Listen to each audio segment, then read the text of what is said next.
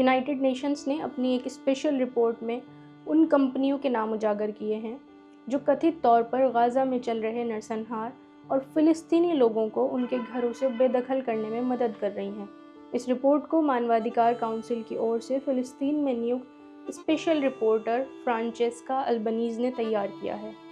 इस रिपोर्ट में 48 बड़ी कंपनियां नामजद की गई हैं।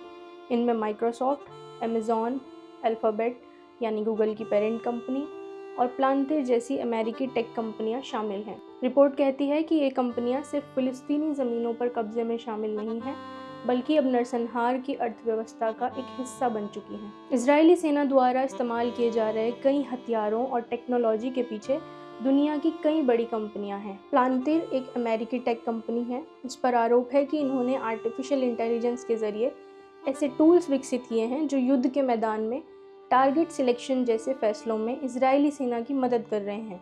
इसराइल के साथ कई इंटरनेशनल कंपनियों के कारोबारी रिश्ते इस रिपोर्ट में विस्तार से बताए गए हैं।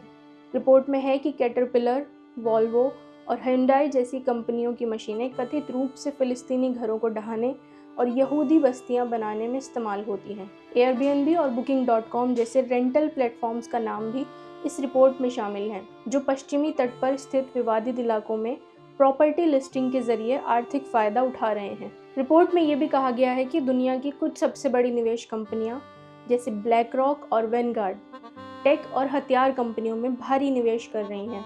रिपोर्ट में बताया गया है कि गाज़ा में युद्ध शुरू होने के बाद से तेल अवीव स्टॉक एक्सचेंज में 179% की बढ़ोतरी आई है और इजराइल के सैन्य बजट में 65% का इजाफा हुआ है। यूनाइटेड नेशंस की इस रिपोर्ट में दावा किया गया है कि गाज़ा या फ़िलिस्तीन में जो कुछ भी हो रहा है वो सिर्फ एक राजनीतिक या सैन्य मामला नहीं है, बल्कि वैश्विक कॉरपोरेट ढांचे से जुड़ा हुआ है, जहां युद्ध और कब्जे से भी मुनाफा कमाया जा रहा है।